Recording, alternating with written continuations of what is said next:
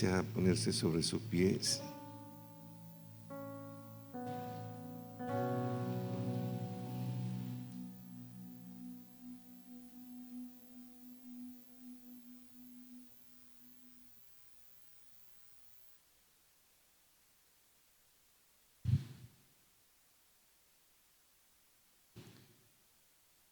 Yo vengo de una iglesia que, a pesar que era la iglesia central, se controlaba el mover del Espíritu Santo. Se controlaba el mover del Espíritu Santo. Quizás por el temor de que se descubriese el pecado de alguien, sí. Pero ese temor está en el corazón del hombre cuando no conoce a Dios, hermano.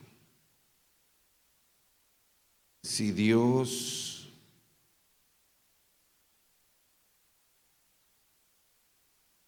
quisiera avergonzarnos, Él lo puede hacer, pero ese no es el móvil de Dios.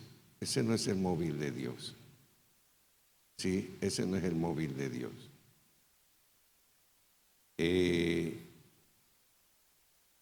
Cuando yo asumí el reto, el desafío de pastorear esta iglesia, que no era lo que es hoy día, una de las primeras cosas que el Señor me enseñó, ¿sí? Una de las primeras cosas que el Señor me enseñó era que me dejara enseñar.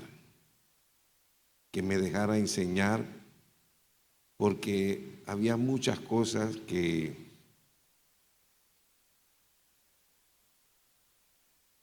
yo había aprendido porque era la costumbre, ¿sí? Era la tradición, era lo que se venía haciendo por mucho tiempo y que lamentablemente no era de Dios, no era de Dios. A partir de ese momento yo tomé el desafío, porque era un desafío, hermano, ¿sí? Era un desafío. De dejarme enseñar por el Señor, y además que me dejaba enseñar por el Señor,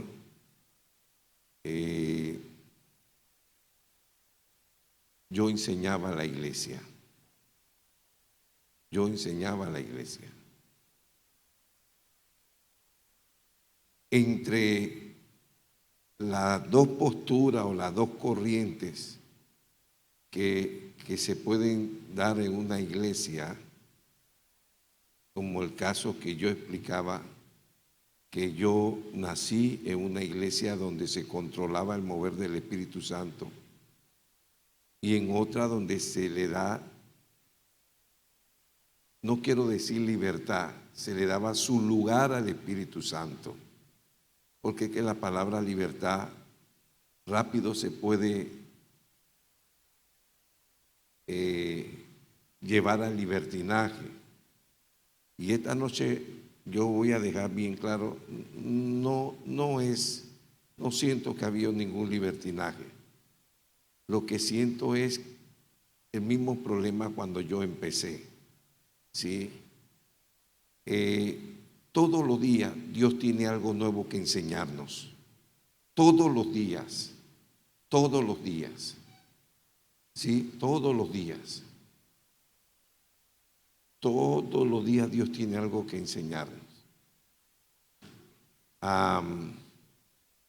Y ninguno aquí debe pretender que lo sabe todo. Déjeme decirle, la doctrina, la palabra nunca va a cambiar. ¿Sí? Nunca va a cambiar. Los principios, esos no son negociables.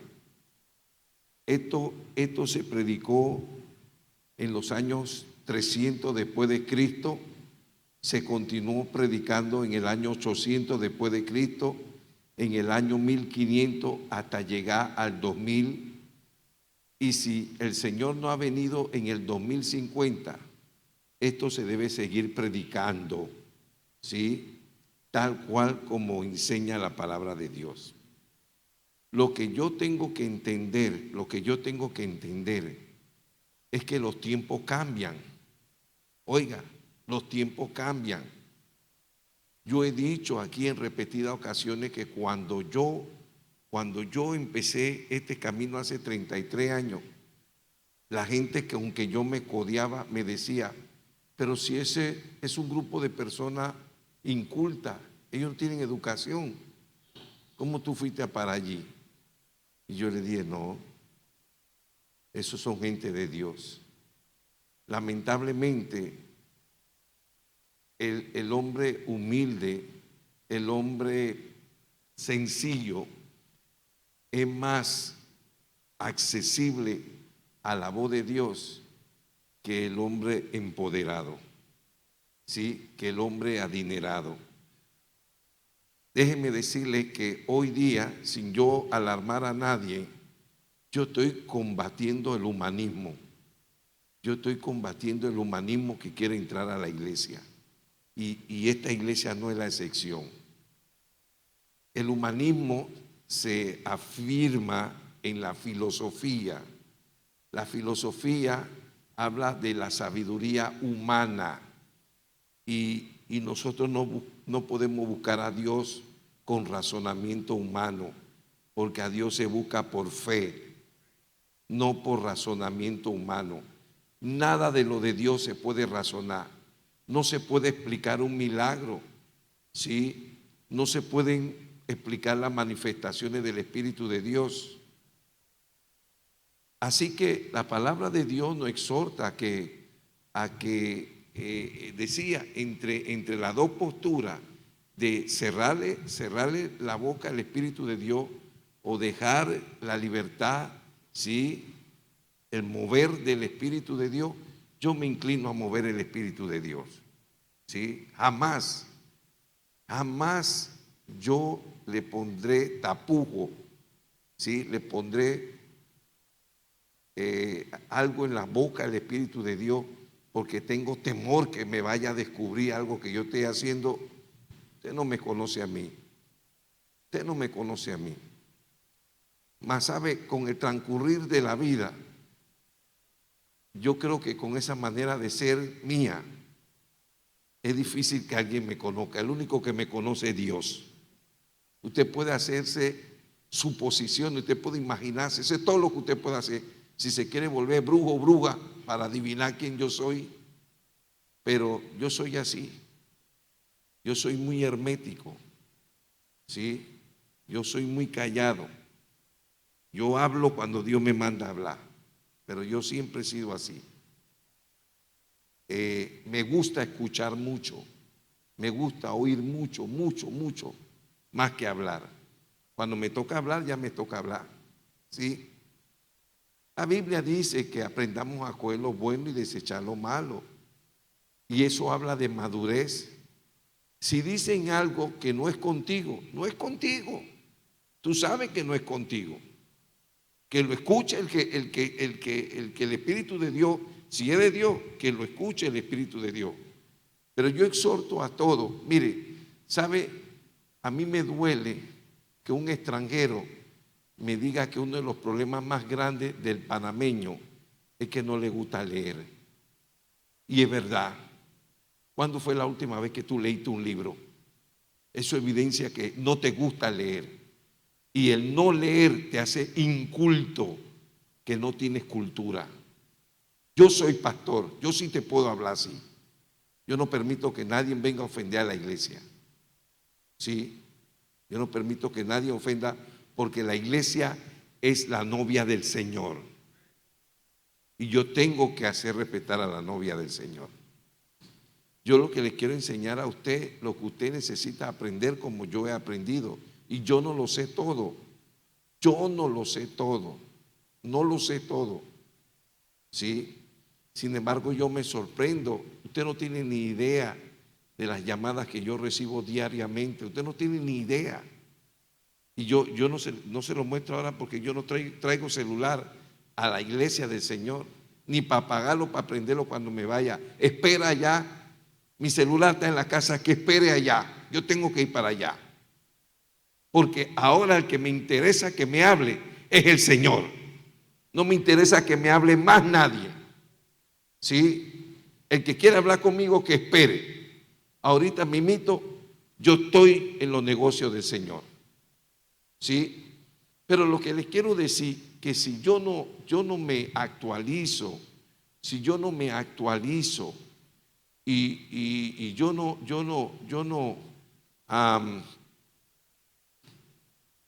me pongo al día de todo el desarrollo, el desenvolvimiento que está teniendo la sociedad, yo voy quedando obsoleto. ¿Sí? Yo caigo pesado porque tú tienes que entender. Yo no entendía eso. Cuando hay una honra fúnebre, yo le pregunto al Espíritu de Dios, ¿cómo le hablo? Y Él me dice cómo hablarle. ¿Sí? ¿Cómo le hablo, Señor? ¿Le hablo como profesionales? ¿Le hablo como espirituales? ¿Cómo le hablo? Y el Señor me dice cómo hablarle y así yo le hablo. ¿Sí? Entonces nosotros necesitamos entender todo lo que estamos aquí, todos necesitamos entender que todos los días necesitamos actualizarnos. ¿Sabe que los maestros periódicamente tienen que pasar por curso para ver todos los sistemas de enseñanza que se van adaptando y se van aplicando? Porque la metodología que se usaba hace 20 años, eso no sirve para ahora. Así mismo es en la vida del cristiano. Tú tienes que aprender a actualizarse. Tú no puedes ser lo mismo de hace 10 años. No puede ser. Yo tengo que, cuando alguien nos visita, yo tengo que hacer que esa persona, más que un fanatismo en mí o una religiosidad, sienta la presencia de Dios y que esa presencia de Dios ministró su vida. Esa es mi responsabilidad.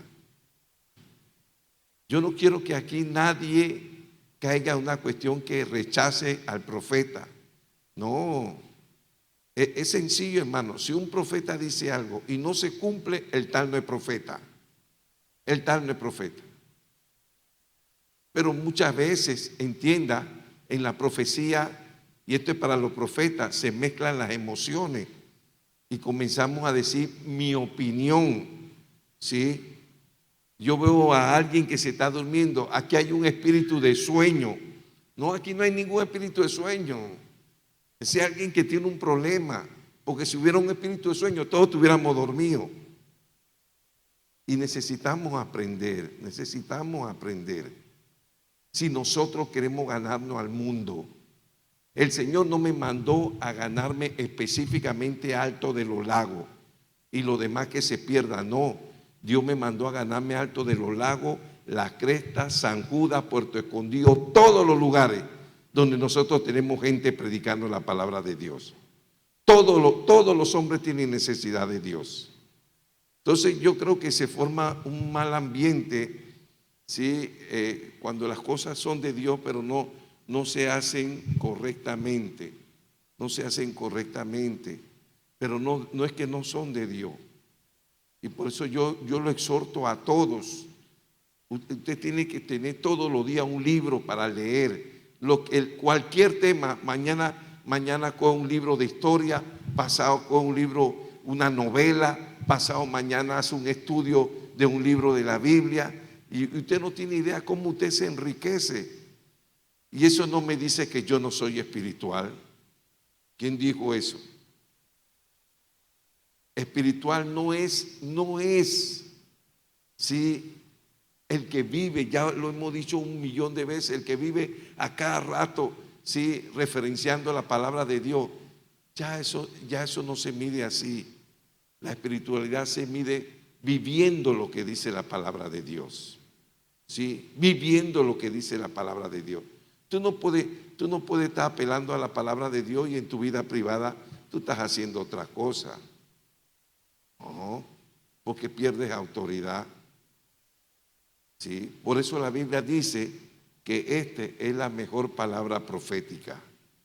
¿Sí? Esta es la mejor palabra profética y tú la tienes que leer y la tienes que estudiar. Si ya la has leído bastante, si aquí hay gente que ya ha leído esto 50 veces, bueno, ahora ya no la lea más. ¿Qué dijo, pastor? Ya no la lea más. Yo lo autorizo que ya no la lea más. Empiece a estudiarla, que son dos cosas muy distintas. Son dos cosas muy distintas. Cuando tú estudias la palabra de Dios, tú no tienes idea de todo lo que tú te enriqueces en conocimiento y conoces más a Dios. Conoce más a Dios. Sabe por dónde Dios se está moviendo. Sabe a lo que Dios te está direccionando. Hay pastores que todavía creen que todo su rol es tener culto los martes, los viernes y los domingos. Ese es todo. ¿Sí? Por eso son iglesias. La diferencia de una iglesia con un ministerio, que la iglesia se enfoca todo lo que ocurre dentro de las cuatro paredes. Y un ministerio, todo lo que ocurre dentro de las cuatro paredes y fuera de las cuatro paredes. ¿Sí? Porque nosotros sabemos que nuestra responsabilidad no está solamente aquí. Vamos a abrir nuestra Biblia en Primera de Crónicas. Primera de Crónicas. Y vamos a aprender un poquito, además de permitirle al Señor que nos hable de lo que es estar en la casa de Dios. ¿Sí? Para que usted vea que Dios tiene control de todo. Vamos a hablar de lo que es estar en la casa de Dios. En Primera de Crónicas, que en el capítulo 21, quiero buscar una porción bien cortita que está allí, en Crónicas, pero no está en ningún otro libro. Y quiero decirle que el escritor de Crónicas no fue el escritor de Reyes, ni de Samuel. ¿Sí? Los estudiosos han concluido que los libros de los reyes lo escribieron los profetas, pero el libro de Crónicas lo escribieron los sacerdotes. ¿Sí? Así que hay una diferencia bien grande entre lo que escribió uno y lo que escribió el otro, porque los profetas escribieron la parte política de los reyes y los sacerdotes escribieron la parte espiritual de los reyes. ¿Sí? Por eso usted ve que Crónica hace más énfasis en lo espiritual que en lo político, que es la parte en que se enfoca el libro de Reyes. Allí en Primera de Crónica 21, en el verso 28, el lugar para el templo, ¿sí? Así se titula este pequeño pasaje, el lugar para el templo. Dice así: viendo David que Jehová le había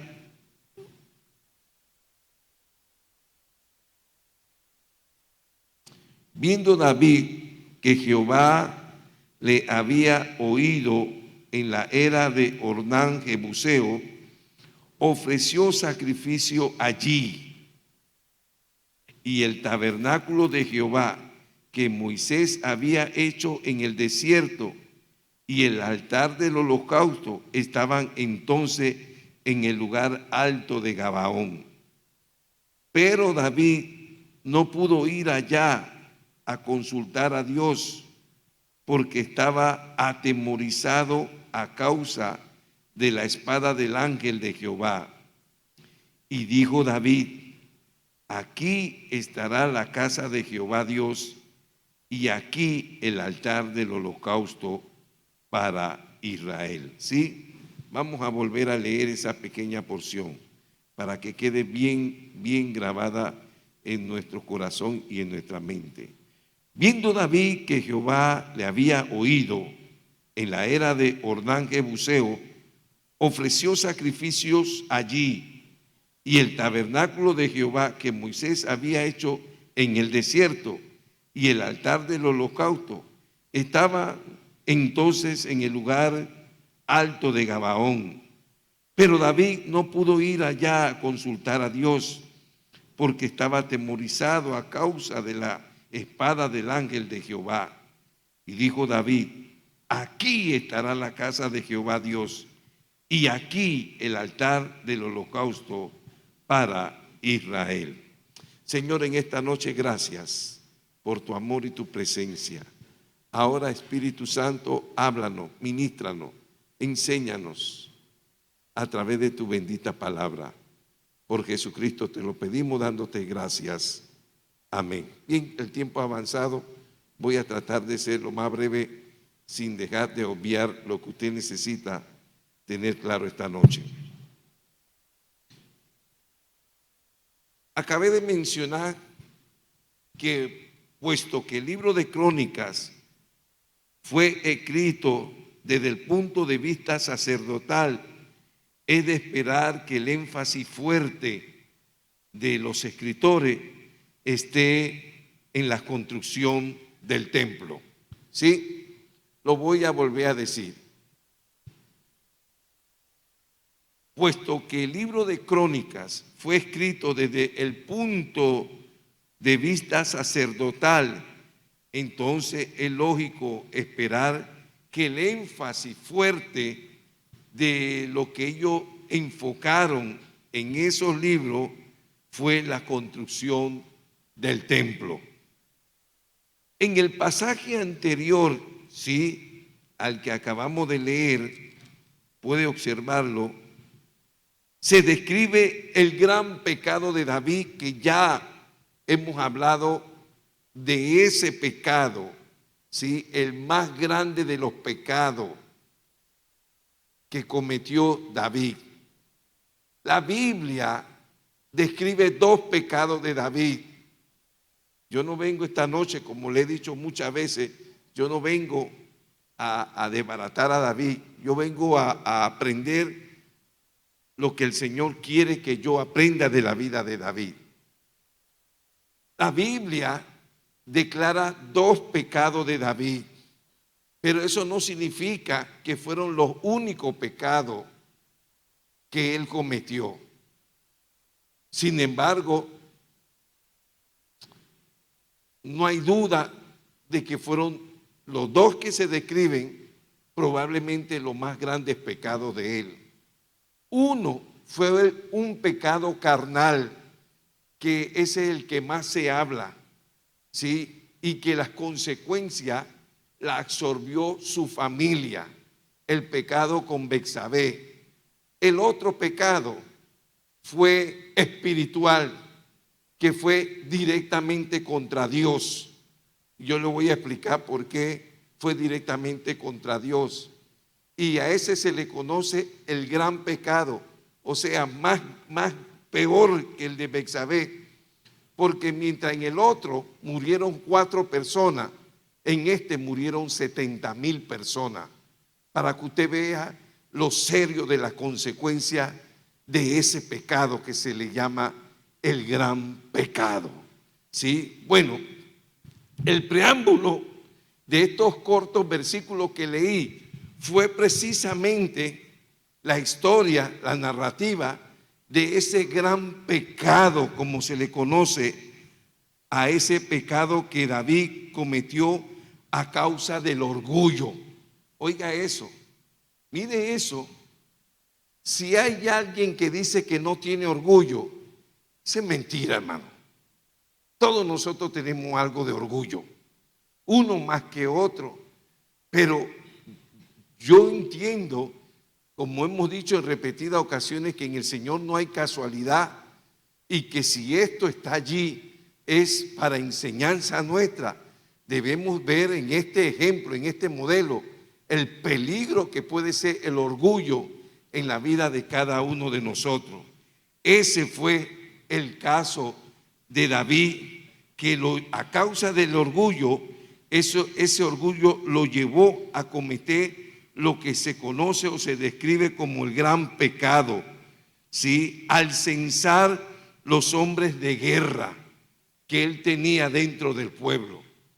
Dice que contaron, Joab, en contra de esta decisión, terminó obedeciendo al rey, y cuando terminaron de censar, 8 meses después, 8 meses cogió ese censo, arrojó que había 1.100.000 hombres de guerra sin contar más de 400,000 que tenía la tribu de Judá.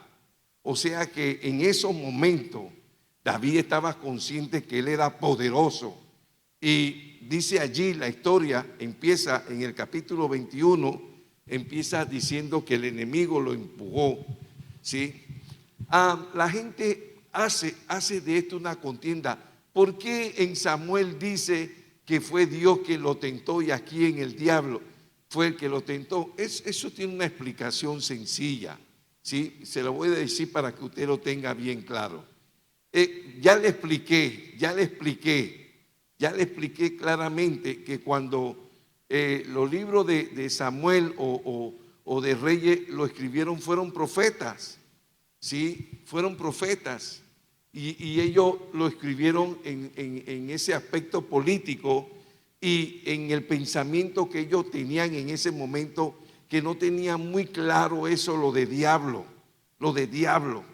Así que cuando vienen los sacerdotes y escriben crónica, ellos lo dejan bien claro. No, David fue tentado por el diablo, porque Dios no tienta a nadie, ¿sí? Dejó, es como que corrieron una cortina. No fue Dios no lo tentó. Lo que pasa es que ese era el pensamiento en aquellos tiempos, no tenía ese concepto bien claro, ¿sí? Y eso fue lo que luego de unos años los sacerdotes dejan bien claro en el libro de Crónica. El enemigo, viendo cómo estaba David en esos momentos, ¿sí? Y también por la condición en que estaba el pueblo, porque acuérdese que hace poco Absalón se había rebelado contra su papá y la mayoría del pueblo apoyó a Absalón, así que en realidad el pueblo no andaba muy bien. Y Dios permitió todo esto, Dios lo permitió, ¿sí? Y allí se desarrolla todo este trama donde, como decía, se le describe como el gran pecado de David por causa del orgullo que él manifestó al censar los hombres de guerra, más de 1,5 millones, ¿sí? Un censo que alaba a los hombres jamás glorificará a Dios. Oiga eso, un censo que alaba a los hombres jamás glorificará a Dios. Cualquier cosa que yo haga, mire, cualquier cosa que yo haga para exaltarme, eso jamás alabará a Dios. Y eso Dios lo tomará como ¿qué? Orgullo, como orgullo. ¿Cuánto entendieron lo que acabo de decir? Tremendo, hermano. Cualquier cosa que yo haga para exaltarme, eso jamás va a alabar a Dios, hermano. Jamás. Y eso se toma por pecado, como dijo la hermana, orgullo, ¿sí? Orgullo, sintiéndonos, ¿sí?, por encima de Dios, superiores a Dios. Eso fue lo que pasó en este caso con este hombre, conforme al corazón de Dios. Después del censo, Dios, dice la historia allí, leyendo el pasaje de Primera de Crónicas 21, que lo pueda hacer en su casa, Dios le permite a David escoger su castigo. Así dice allí en Primera de Crónicas 21:11, una vez que él comete el error de censar, porque en el libro de Éxodo, cuando se censa, Dios establece que cada persona que es censada, cada hombre tenía que pagar, sí, un precio de rescate por ellos. Y aquí ellos quebrantaron eso. Dios lo estableció, allá en Éxodo lo estableció. Y ellos no pagaron en este censo esa cuota que tenían que pagar. Y como quebrantaron la ley de Dios, bueno, le vino juicio. En ese juicio, Dios envía allí, le acabo de decir, en Primera de Crónicas 21:11 en adelante, léalo. Dios le envía un ángel que suelta, vamos a decirlo así, una peste. Y eso empieza desde la mañana, hermano. Empieza esa peste, ¿sí?, a cubrir parte de Jerusalén, dice allí, hasta que a eso de la hora del sacrificio, como a las 3 de la tarde, ya llevaba 70,000, oiga, en un solo día, 70,000 hombres muertos. ¿Por qué? Porque Dios, a raíz del orgullo de David, Dios le manda a un profeta llamado Gad, y Gad va de parte del Señor diciendo, bueno, el Señor dice que lo que tú hiciste es causa de juicio y quiere que escojas tú, si quieres que por 3 años haya una hambruna en toda la nación, o por 3 meses sean atacados por sus enemigos, creo que dice ahí, ayúdenme por favor, o por 3 días sea la mano de Jehová contra ti. Eso es lo que dice ahí. Verso 11, capítulo 21. Y viendo Gad a David le dijo, así ha dicho Jehová, escoge para ti o 3 años de hambre, o por 3 meses ser derrotado delante de tus enemigos con la espada de tus adversarios, o por 3 días la espada de Jehová, esto es la peste en la tierra, y que el ángel de Jehová haga destrucción en todos los términos de Israel. Mira pues, ¿qué responderé al que me ha enviado? Y todos nosotros conocemos la historia que David dijo, no, yo prefiero caer en la mano de Dios, que tiene misericordia, antes de caer en la mano del hombre, que no sabe lo que es misericordia. En otras palabras, David dijo, mira, si alguien ha de juzgarme a mí, que sea Dios, porque Dios sabe y conoce lo que es misericordia, el hombre no. Y él decide que vengan los tres días de la espada de Jehová contra la nación. Y el primer día, al día siguiente, salió un ángel con este juicio, con esta peste, y a las 3 de la tarde, hermano, se había llevado 70,000 hombres. Oiga eso, eran 3 días de juicio. Hay veces nosotros leemos y no nos detenemos. El primer día ya llevaba 70,000. Mire lo que el orgullo puede hacer, ¿sí? No solamente a nuestra vida, sino a los que están alrededor nuestro. Por causa del orgullo. Hermano, la mortandad fue tan grande que en un momento, ¿sí?, Dios detiene el juicio, porque dice, no, si esto sigue, lo voy a destruir a todo. Dice la historia, léala en su casa, que cuando David vio ese momento, vamos a decirlo como que el ángel de Jehová titubeó, él y los ancianos se postraron en el piso a pedir misericordia, a clamar, ten misericordia. Y Dios le dijo al ángel, no siga matando. Y manda nuevamente a Gad, al profeta Gad, y le dice, ve y compra, ve a la tierra de Arauna y levanta un sacrificio allí, ¿sí? Para ir aterrizando a lo que Dios quiere hablando en esta noche. Levanta un sacrificio allí. Y ustedes conocen la historia que David llegó ahí en Samuel. Se menciona un nombre, acá se menciona, al final de cuentas, es la misma persona, ¿sí? Y David le dice al hombre, pues, que él necesita esa tierra para hacer un sacrificio. Dice que Arauna estaba con unos hijos de él allí, estaban trabajando, que cuando ellos vieron lo que estaba pasando, los hijos se llenaron de temor y se escondieron. Pero Arauna se quedó allí. Él se quedó allí para enfrentar a David en lo que él necesitaba. Y dice la historia que David le pide que le venda eso. Y Arauna, viendo de qué se trataba todo esto, le dijo, no, yo no te vendo nada, yo te lo regalo. Ornán dice aquí, allá dice Arauna en Samuel. Él dice, no, yo no te vendo nada, yo coge todo y hasta te doy los bueyes y te doy la madera y te doy trigo para que le haga el sacrificio. Y él le dijo, sí, aquella frase célebre que hasta el día de hoy nosotros la repetimos: no daré sacrificio a Dios que no me cueste nada. ¿Sí? No daré sacrificio a Dios que no me cueste nada. Y allí dice que Él pagó por la tierra, pagó por los bueyes, por la madera, por el trigo, pagó por todo, hermano. Y es que un sacrificio barato, hermano, es el peor de los sacrificios. Oiga esto, hermano, oiga estos pensamientos. Un sacrificio barato es el peor de los sacrificios.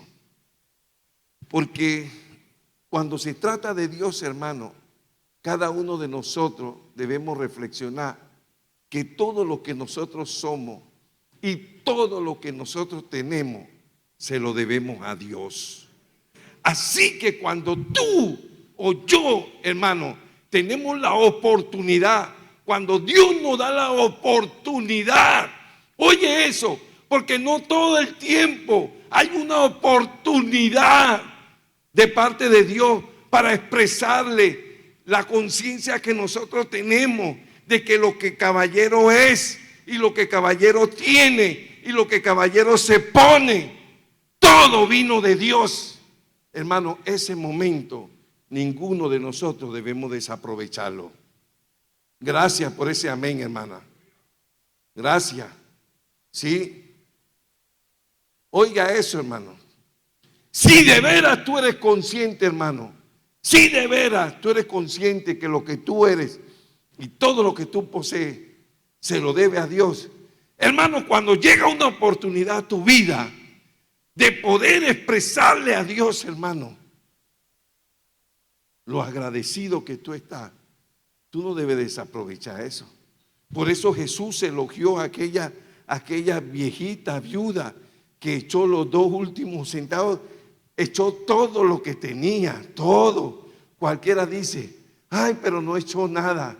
Jesús dijo, echó más de lo que los ricos echaron, porque ellos echaron de lo que les sobraba, pero ella echó todo lo que tenía. Si hubiera tenido más, lo echa también, porque era el agradecimiento, era la gratitud que había en el corazón de ella. Por eso decía que un sacrificio barato es el peor de los sacrificios, hermano, cuando se trata de Dios. Cuando se trata de Dios. Ahora, dice la palabra de Dios que David le pagó a Arauna o a Ornán, como usted quiera llamarle, le pagó por el lugar y levantó, hermano, levantó un altar allí. Ahora, ¿por qué estamos diciendo esto? Por las palabras que leímos como trasfondo bíblico aquí al final de Primera de Crónicas 21 y que termina en el primer verso del capítulo 22. Porque esas palabras que están allí, primero le recordé que la escribieron los sacerdotes y que eso no está en el libro de Samuel. Ese registro allí no aparece en Samuel. Y que aparece allí porque el móvil de mayor importancia para los sacerdotes era la construcción del templo. Y ellos dejaron bien tácito, bien claro, bien sobreentendido lo que sucedió ese día. David dijo, es cierto que Moisés levantó un tabernáculo. Es cierto que ese tabernáculo tiene un altar de sacrificio, pero eso está allá en Gabaón y tenemos un problema aquí, ¿sí? Y yo no me atrevo a moverme de aquí con lo que nosotros estamos viendo que está pasando. Así que no solamente voy a ofrecer el sacrificio aquí, sino que de aquí en adelante este va a ser el lugar. Oiga, este va a ser el lugar donde se va a levantar la casa de Jehová. Oiga eso, hermano. Ahora, vamos, por favor, vamos a Primera de Crónicas, capítulo 3. Por favor, ayúdenme a buscar. En Segunda de Crónicas, por favor. Segunda de Crónicas, capítulo 3, donde empieza la construcción del templo de parte de Salomón. Mire lo que dice en Segunda de Crónicas, capítulo 3, verso 1. Comenzó Salomón a edificar la casa de Jehová en Jerusalén, en el monte Moriah, que había sido mostrado a David su padre, en el lugar que David había preparado en la era de Ornán Jebuseo. Oiga, o sea que no es una apreciación mía, no es un sentir mío, no es mi opinión lo que yo le estoy diciendo, lo que David determinó ese día. Él estaba consciente, oiga, él estaba consciente que ya había un tabernáculo hecho por Moisés, que estaba ya en Gabaón, allá estaba lo que se necesitaba para hacer el sacrificio, pero él dice, pero allá está, pero el problema está aquí. Yo no me voy a mover de aquí. Aquí yo voy a hacer sacrificio. Y no solamente voy a hacer sacrificio, oiga esto, sino que aquí es donde se va a construir el templo. Oiga eso, hermano. Tremendo. Eso, una vez más, eso sale de manera espontánea en el corazón de David. Porque déjenme decirle, hubo cosas que también salieron espontáneas en el corazón de David, como cuando él le dijo a Natán, el profeta, que él iba a construirle. Oiga, eso está allí, casa Jehová. Y Natán le dijo, hazlo, chico, no hay problema. Si eso está en tu corazón, hazlo. Pero cuando Natán fue a su casa, Dios se le reveló y le dice, hazlo un pito. Vaya y dígale que él no va a hacerme casa para mí. Así dice allá. Él no va a hacer casa para mí. Sí, él tiene la mano manchada de sangre. Así que yo sé que él me ama y todo, pero él no me va a levantar casa. Así que tú le dijiste que la hiciera, tú lo motivaste, tú mismo le vas a decir, para que tú veas que eso no solamente nos ocurre a nosotros, que somos muchas veces en el mover del Espíritu de Dios, somos envueltos en nuestras motivaciones, como David lo hizo. Yo voy a construirle casa aquí. Y el varón de Dios, el profeta Natán, le dijo, sí, hágase como tú sientes en tu corazón. Si tú quieres hacerle casa a Dios, hazle casa a Dios. Y cuando llega a su casa, Dios lo está esperando allá y le dice, no, Señor, vaya y regrese y dígale que él no me va a hacer ninguna casa. ¿Se pueden equivocar los hombres de Dios? Sí. Una vez, más de una vez, 1.000.000 de veces nos podemos equivocar. Ahí está en la palabra de Dios. Ahí no hay evidencia que no, los hombres de Dios no se equivocan. Natán se equivocó. Natán creyó que lo que él estaba diciendo sí era bueno, porque él estaba pensando hacerle casa a Dios. Nadie había pensado hasta este momento, pero sí, Dios estaba de acuerdo, porque estaba dándole un lugar especial a Dios. Pero tú no. ¿A dónde queremos llegar? Decía que en el mismo lugar que se le compró a Ornán, se levantó el templo. Eso es lo que está allí registrado en la palabra de Dios, como un recordatorio del gran pecado de David por causa del orgullo. Oiga lo que acabo de decir, hermano. ¿Sí? Que en el mismo lugar que se le compró a Ornán, allí mismo se levantó el templo. Más adelante, ya usted vio allí en Segunda de Crónicas, capítulo 3, versículo 1, que Salomón le levantó templo, ¿sí? Templo a Jehová, como un recordatorio. Esa fue la razón del gran pecado de David. ¿Qué pecado? El orgullo. Luego, el templo lo construyó Salomón, como usted vio allí. Y como nosotros sabemos que Salomón, hijo de aquella mujer llamada Betsabé, la que David pecó contra Dios adulterando con ella, ¿sí? Ese hijo que ellos tuvieron, ese segundo hijo llamado Salomón, oiga, él fue el que levantó el templo. David compró el terreno y tuvo la iniciativa. Y no solamente eso, dice la palabra de Dios hermano, que David ahorró una fortuna. Oiga eso, hermano. ¿Por qué usted puede entender por qué Dios le llama un hombre conforme al corazón de él?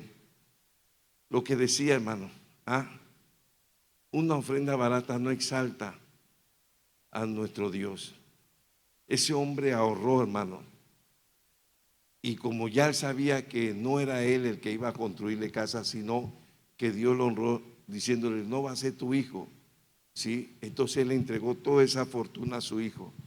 Pero tómese en cuenta, hermano, que el lugar donde David cometió su gran pecado, ¿sí? Y que él levantó un altar, ese fue el lugar que definitivamente, ¿sí? Allí se levantó el templo. Pero no solamente que se levantó el templo, oiga lo que estamos diciendo, en el lugar donde él cometió su más grande pecado, sino que el templo también lo levantó Salomón, el hijo de aquella mujer con que David había pecado en adulterio. Oiga eso. ¿Por qué estamos diciendo eso en esta noche? Porque solo Dios puede tomar los dos pecados más grandes de un hombre y construir un lugar de adoración con ellos. ¿Con qué ellos? Con los pecados. Gracias, hermano. Lo voy a volver a repetir.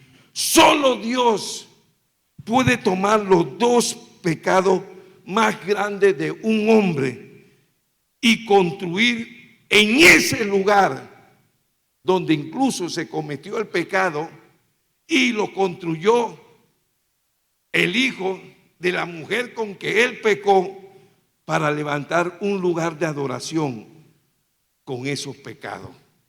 ¿Qué significa, hermano?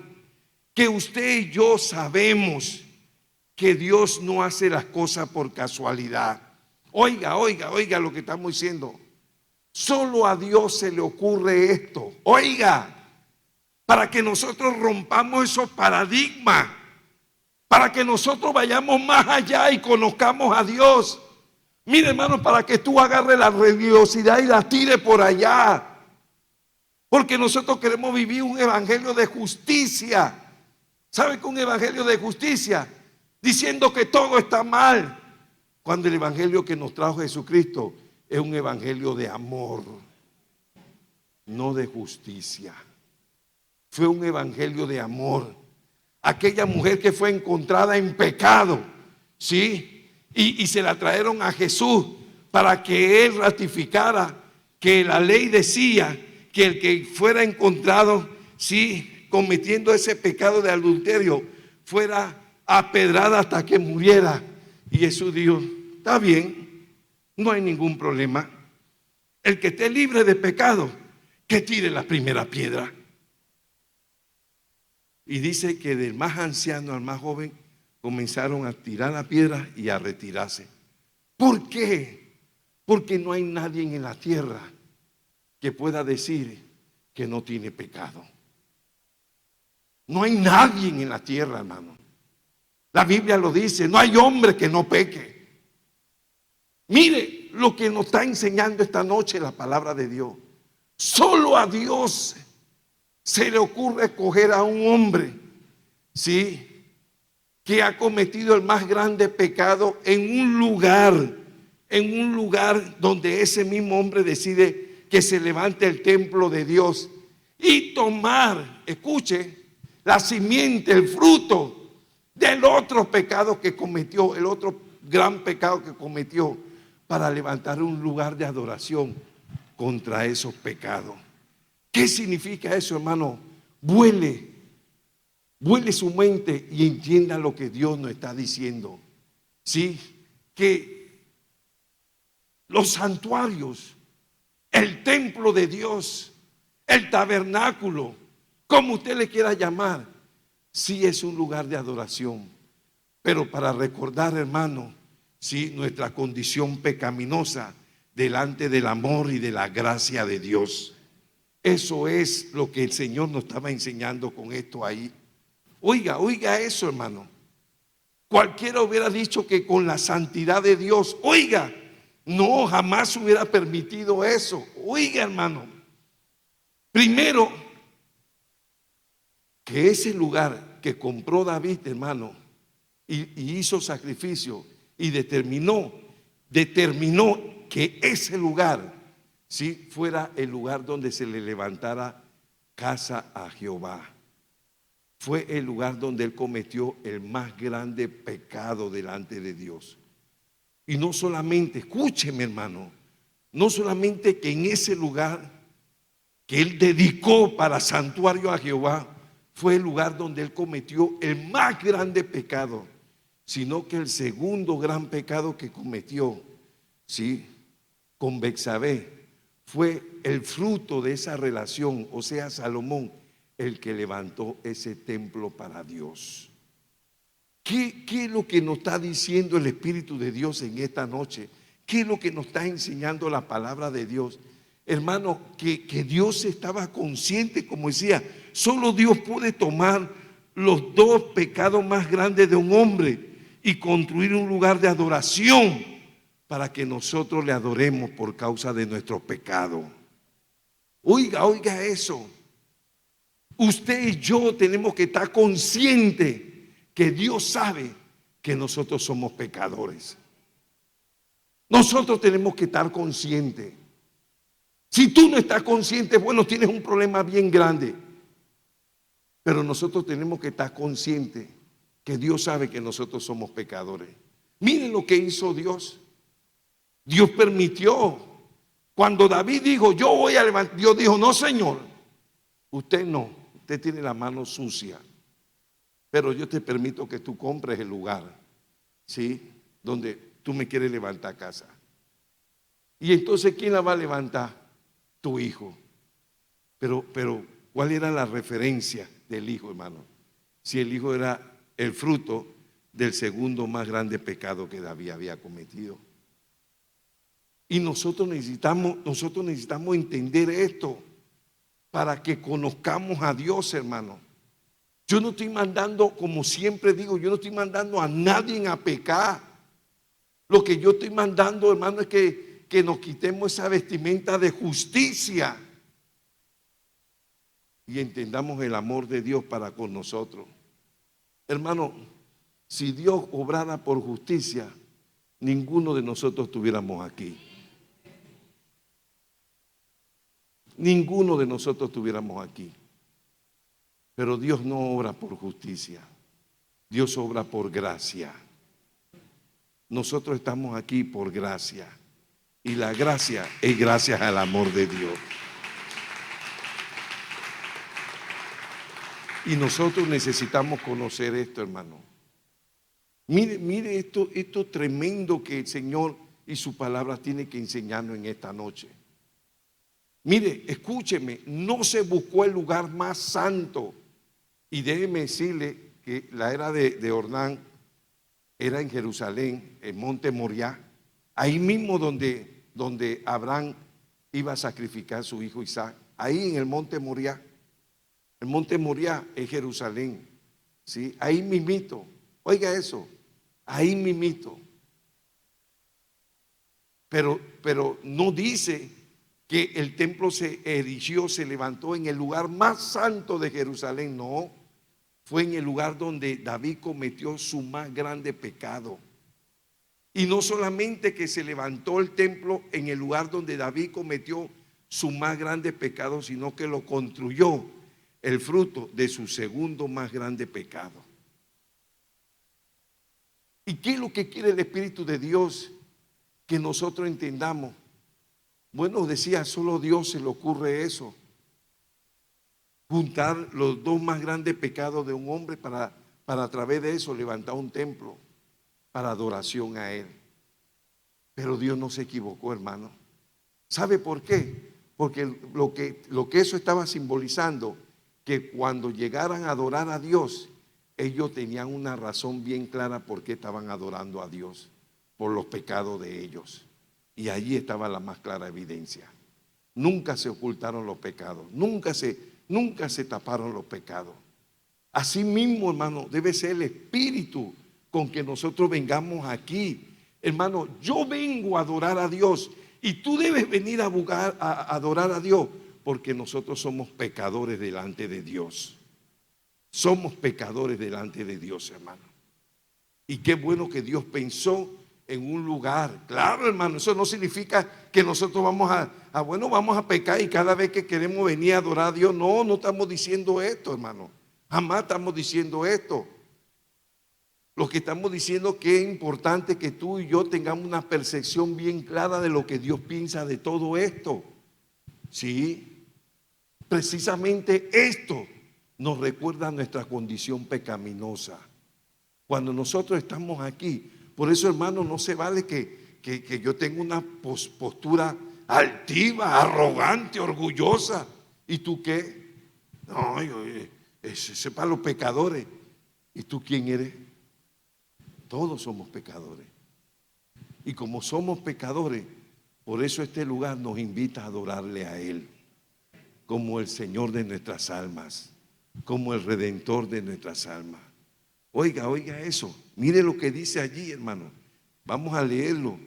Viendo David que Jehová le había oído en la era de Ornán Jebuseo, ofreció sacrificio allí. Y el tabernáculo de Jehová que Moisés había hecho en el desierto y el altar del holocausto estaban entonces en el lugar alto de Gabaón. Pero David no pudo ir allá a consultar a Dios porque estaba atemorizado a causa de la espada del ángel de Jehová. Y dijo David: aquí estará la casa de Jehová Dios y aquí el altar del holocausto para Israel. ¡Wow! Tremendo, hermano. Esa determinación Dios la aprobó. Oiga eso. Dios aprobó que el lugar donde él había cometido el más grande pecado y que la persona que representaba su segundo más grande pecado levantara ese templo. Y la razón, el propósito, para que nosotros recordemos siempre que delante de Dios somos pecadores. Y como pecadores, nosotros siempre tendremos una razón para adorarlo a Él, que es el restaurador de nuestros pecados. Incline su rostro en esta noche. Aleluya. Ojalá que esto nos ayude, hermano. Ojalá que esto nos ayude a acercarnos más a Dios. Nadie duda, hermano. Yo no dudo que yo soy un pecador. Lo que yo tengo que estar claro, que todos los días, hermano, yo debo procurar agradar más a Dios. Y más a Dios. Y más a Dios. Y más a Dios. Eso es lo que yo debo de entender todos los días. Pero pecadores, todos somos pecadores, hermano. Todos. Yo no sé cómo Dios te ha podido hablar en esta noche, pero si el Espíritu de Dios te invita a venir aquí al altar de Dios, al altar de sacrificio, ya Cristo murió por nosotros, pero este altar representa la presencia de Dios. Yo quiero invitarte a pasar aquí adelante, porque yo quiero darle gracias a Dios, porque aún reconociendo nuestra condición pecaminosa, Dios no nos aparta de Él. Dios no nos echa delante de Él. Al contrario, Él hace todo propicio. Oiga, Dios hace todo propicio para que nosotros podamos acercarnos más a Él. Y cuando en la palabra de Dios tú descubres estas verdades que están allí, mira, hermano, qué verdades, pastor, qué verdades.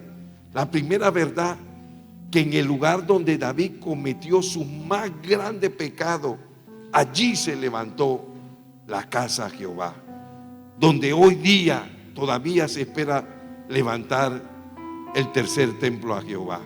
Allí, en ese lugar. Sí, en ese lugar. ¿Y quién lo levantó? El fruto de su segundo más grande pecado, Salomón. Mire, hermano, Dios no buscó el monte más santo, más inmaculado, como el hombre piensa. ¿Sí? No, tenemos que buscar el lugar más puro, más limpio. No, Dios no buscó ese lugar. Al contrario, escogió el lugar donde David había cometido su más grande pecado. Y no solamente que escogió ese lugar, sino que no solamente aceptó ese lugar, sino que también aceptó que el fruto de su segundo grande pecado fuera el que levantara ese templo. ¿Por qué, hermano? Porque eso siempre le recordaría su condición pecaminosa y su razón, su motivo de adoración a su Señor. Y así mismo debe ser para con nosotros, hermano. Nosotros debemos recordar todo el tiempo nuestra condición pecaminosa, porque todos los días pecamos delante de Dios. Todos los días, hermano, todos los días nosotros pecamos delante de Dios. No hay un día que nosotros no pecamos delante de Dios. Lo que nosotros no debemos ser reincidentes en nuestro pecado. Lo que nosotros debemos tener siempre un espíritu de arrepentimiento, de no cometer los mismos pecados. Eso sí, yo estoy de acuerdo con eso. Yo estoy de acuerdo con eso, hermano. Pero yo puedo estar presidiendo aquí. Yo puedo estar presidiendo de este lugar santidad, y cuando salgo de aquí termino haciendo la más perversa de la diablura. Sí, así es, hermano. Entonces no. Dios no acepta como nosotros somos. Pero eso no debe llevarnos a amar más a Dios, a consagrarnos más a Dios, a dedicarnos más al Señor. Porque es tremendo, hermano. Es tremendo que Él, sabiendo que nosotros somos pecadores, aún, dice la palabra de Dios, envió a su único hijo para que muriera por nosotros. Y esta noche, hermano, esta noche yo creo que debe despertarse en nosotros un espíritu que nos ayude a tener una conciencia clara, hermano, que Dios sabe que somos pecadores. ¿Sí? Dios lo sabe. Dios sabía lo que David había hecho allí, y sabía quién era Salomón, y sin embargo aceptó el lugar que David determinó levantar la casa, y que su hijo, fruto de su pecado de adulterio con Betsabé, fuera el que levantara esa casa de adoración para él. ¿Sabe por qué? Porque una vez más eso daría una mayor motivación, hermano, para que los que llegaran a esa casa adoraran a Dios en su condición pecaminosa. Y esta noche, hermano, esta noche, ahora que nosotros estamos conscientes que la casa de Jehová se levantó en el lugar donde David había cometido el más grande de los pecados, y que esa casa no se buscó al más santo de los santos, sino a un fruto, producto del pecado, para levantarla. Uy, eso despierta nuestra conciencia, que Dios sabe que nosotros somos pecadores. Dios lo sabe, hermano. Dios sabe que nosotros somos pecadores, y que en esta noche, hermano, Dios nos acepta así, y Dios nos ama, y con ese amor Dios espera ver cambio en nuestra vida. Es el amor de Dios el que Dios espera que por causa de ese amor haya cambio en nuestra vida. ¿Sí? Yo quiero que tú levantes tu mano y vamos a adorar a Dios. ¿Sí? Vamos a adorar a Dios.